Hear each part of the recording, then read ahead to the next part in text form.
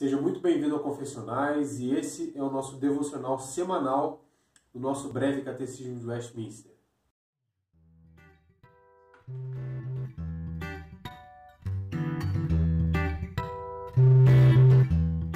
Nós já sabemos que Deus criou todas as coisas e o homem, inclusive, com um objetivo principal, com um fim e objetivo último, que é o louvor da sua glória e o agrado dele mesmo. Mas, se você assistiu o nosso último devocional, você deve ter ficado se perguntando como é que a gente faz para saber se a nossa vida alcança esse objetivo. Ou melhor, como é que eu posso saber como viver para a glória de Deus? Como alcançar esse objetivo de vida? Uma vez que Deus nos fez com esse objetivo, certamente Ele não nos deixaria sem instruções, sem orientações para que a gente saiba como viver de modo que glorifique o seu nome.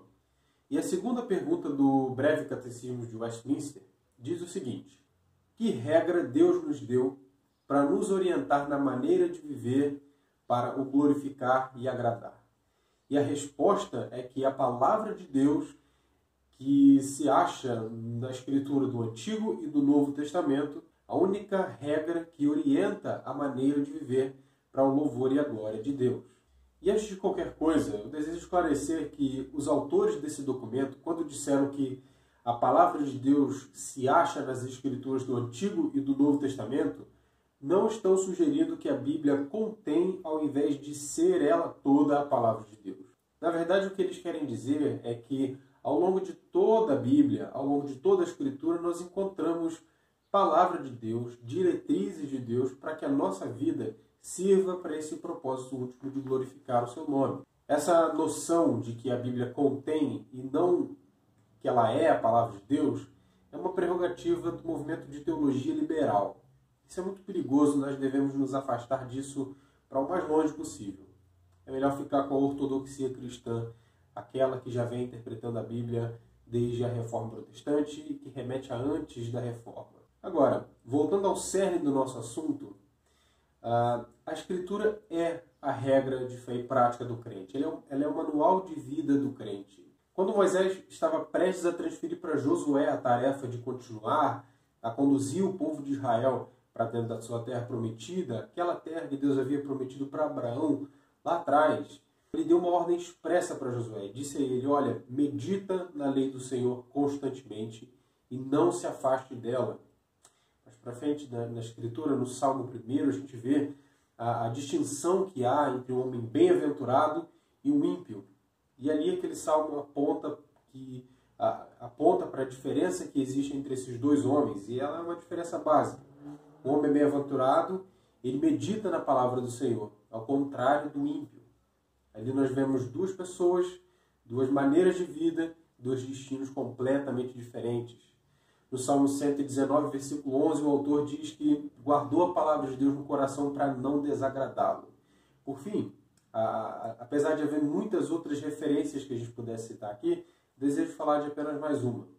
O apóstolo Paulo, quando orienta Timóteo, aquele jovem pastor, discípulo seu, que cuidava de uma igreja, disse a ele: olha, toda a Escritura é inspirada por Deus e útil. Nela é possível achar instruções que tornam o homem de Deus útil, habilitado para toda boa obra. A gente percebe então que a Escritura dá testemunho de si mesma e também da resposta que os autores do catecismo formularam para essa pergunta. Como viver para a glória de Deus? A palavra de Deus tem as respostas. Ela é que é o nosso manual de vida que nos ensina a viver de modo a glorificar ao Senhor. Sendo assim, tudo isso nos leva a concluir que existe uma importância vital para a vida do crente, na sua prática, no seu hábito de leitura da Bíblia. É importantíssimo para a vida do cristão que ele conheça a palavra de Deus, que ele saiba lidar com a palavra de Deus, que ele consiga amoldar a sua vida ao que a palavra de Deus diz. Mas isso requer um hábito de leitura da palavra de Deus, um hábito de meditação e estudos sérios, além de ouvir a boas pregações, de estar sempre aos pés de um bom pregador que vai te ensinar, que vai te orientar a entender melhor a Bíblia. Isso também é parte de você adquirir literatura, adquirir bíblias de estudo, para que você possa entender bem a sua Bíblia entender bem o que ela quer dizer para você, o que o Senhor quer dizer através dela para você. É muito comum no meio evangélico que as pessoas se perguntem qual é a vontade de Deus. As pessoas querem saber qual é a vontade de Deus para o seu casamento, eles querem saber que cursos vão fazer na sua formação superior, se vão ficar nesse trabalho ou se vão procurar outros. Isso é importante, isso é bom. Isso revela que existe uma preocupação genuína sobre qual é a vontade de Deus para a vida das pessoas. O problema é que, na maioria das vezes, as pessoas esperam receber essa resposta das mais diversas fontes, seja por uma impressão, por um mero sentir no coração, ou até mesmo por revelações proféticas atualmente. Essas pessoas acabam deixando por último a fonte primária de orientação para qual vai ser a decisão que as pessoas têm que tomar, qual vai ser a decisão que o crente tem que tomar. E essa fonte é justamente a palavra de Deus. A fé cristã, ela é muito mais sobre o que eu sei do que sobre o que eu sinto. Saber qual é a vontade de Deus para a minha vida está muito mais relacionado ao que o Senhor diz em sua palavra do que o que eu sinto no meu coração, do que eu senti de Deus no meu coração. Então, para que a minha vida flua de forma que glorifique o nome do Senhor, é importante que a minha mente seja renovada constantemente pela palavra de Deus. Se assim acontecer na minha vida, se assim acontecer na sua vida, nós vamos saber quais caminhos tomar, quais caminhos evitar. A gente vai saber pensar melhor, avaliar melhor como fazer com que a nossa vida sirva para esse objetivo último, que é a glória de Deus e o seu agrado. E você? Com que frequência você lê a sua Bíblia? Você tem o hábito de leitura diária da palavra de Deus? E quando você lê, você busca entender o que você está lendo?